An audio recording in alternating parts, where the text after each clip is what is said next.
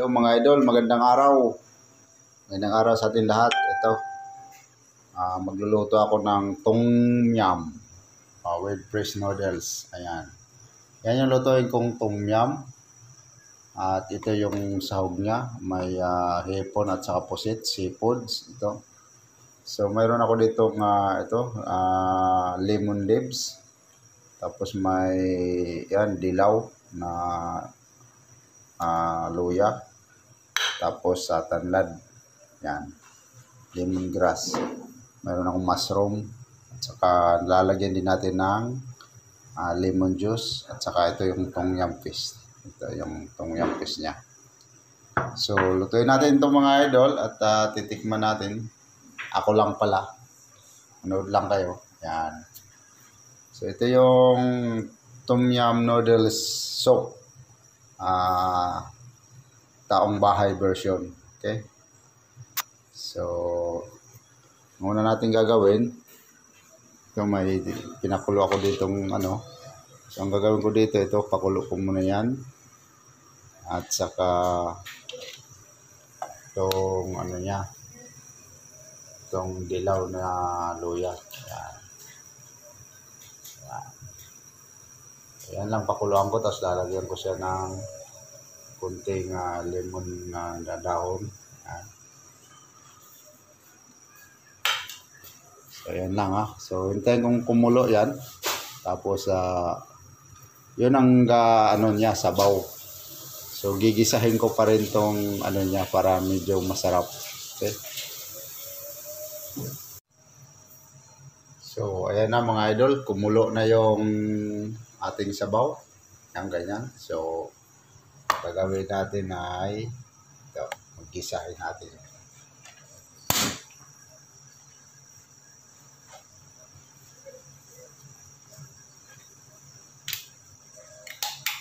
Lagay tayo ng konting ito mantika.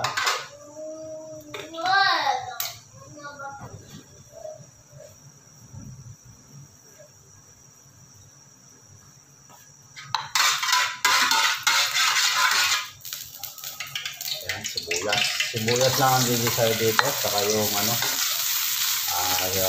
seafood, yung niya, hipon at saka puto.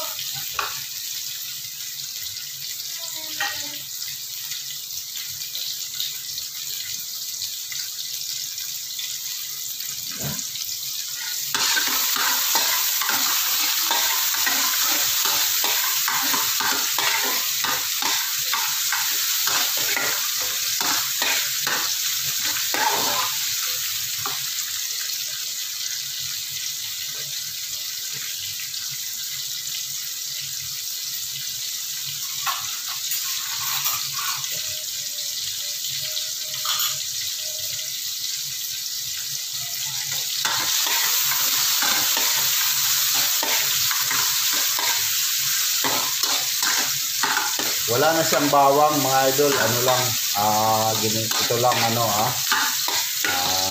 tawag ito, sibuyas lang ang ating ginigisa.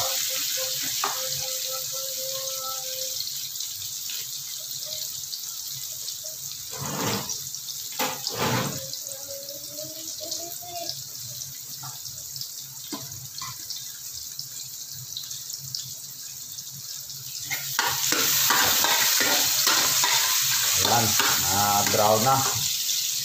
So, lagay na natin yung pusit at saka hipon.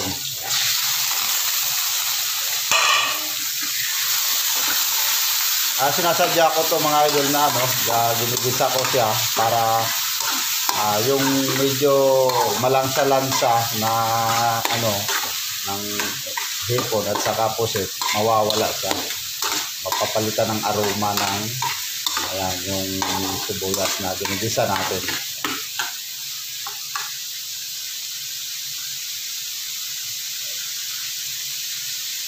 Yan, mabango na.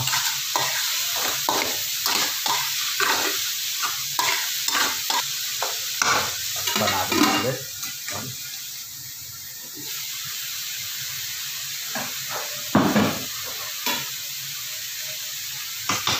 Yan.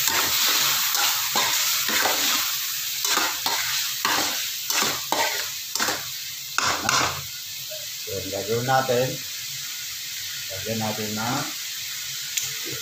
sabaw.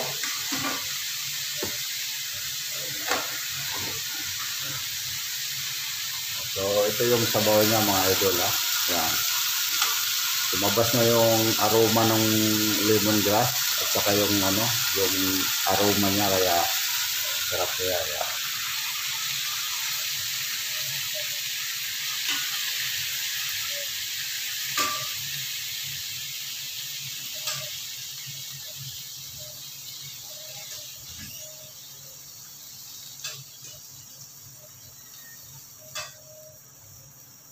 Damihan natin ng sabaw para kasi taglamig na.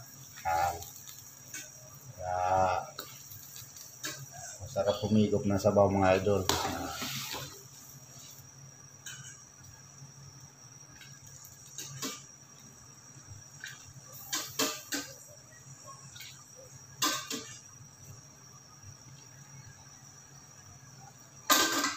Yan, tapos lalagyan ko pa rin siya ng lemon leaves.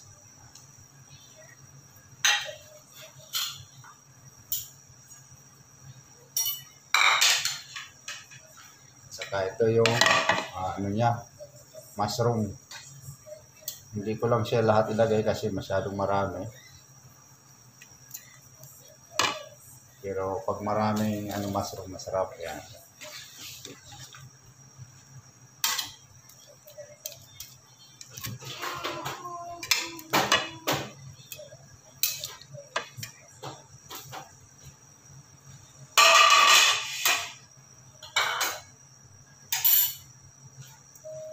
Pakuluin muna natin mga idol. Pero mukhang kulang pa yung sabaw. Gusto ko maraming sabaw.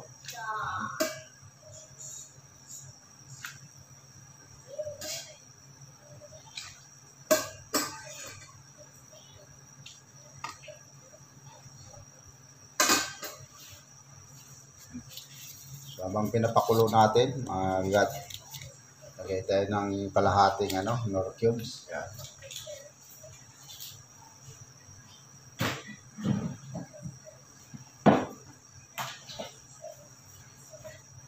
Lagay tayo ng asin. Yan.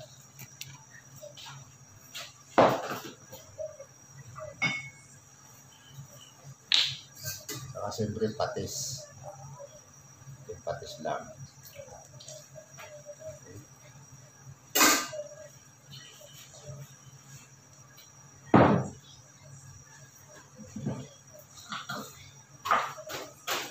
Lalagay din ako dito ng konting bitsin. Yan.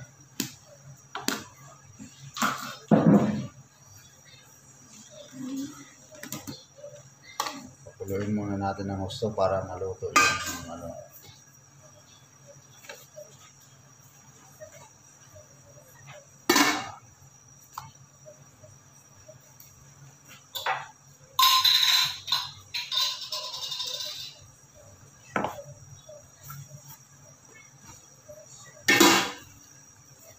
Tapos, lalagay na natin yung tom yum paste.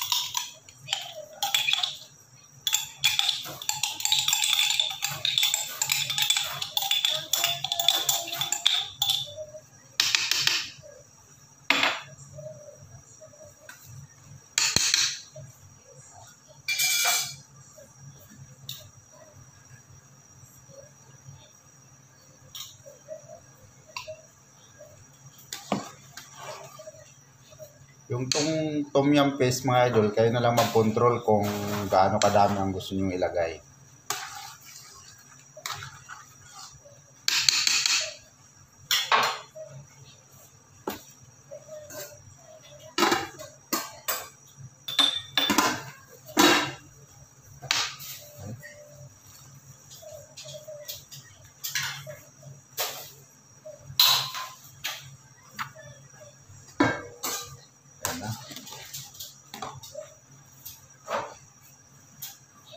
So, ito na mga idol, oh.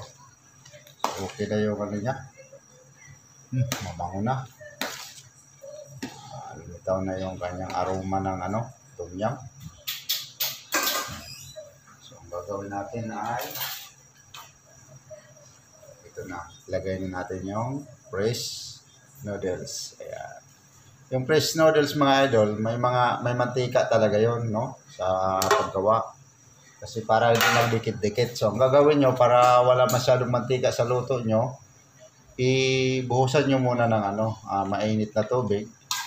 Saka ninyo i-ano dito para matanggal yung mantika, para medyo more healthy. Yan, no? Pero parang gusto ko palagyan ng sabaw. Yan, sabaw.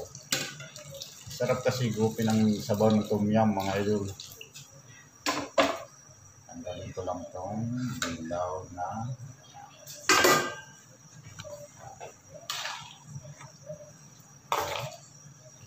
wow.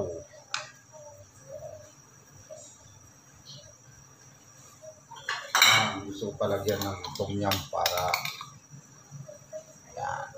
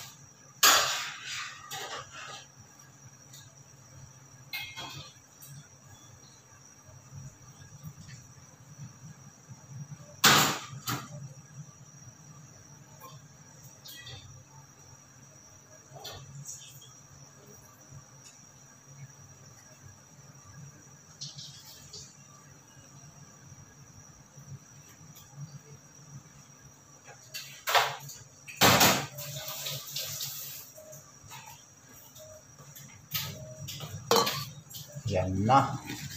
Kumulo na. Wow.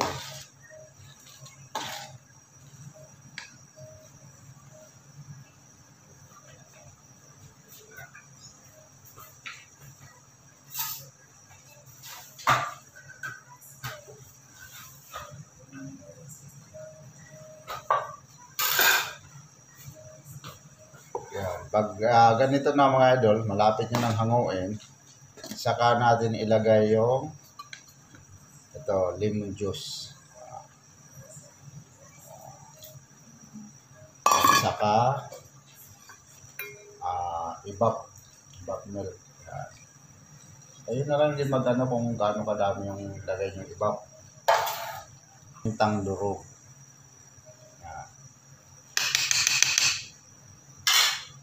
Bango.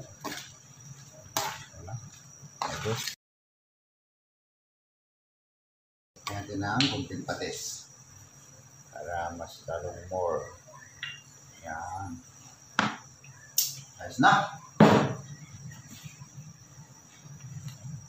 Thank you for watching, and don't forget to like, share, and subscribe for more video update. God bless us all.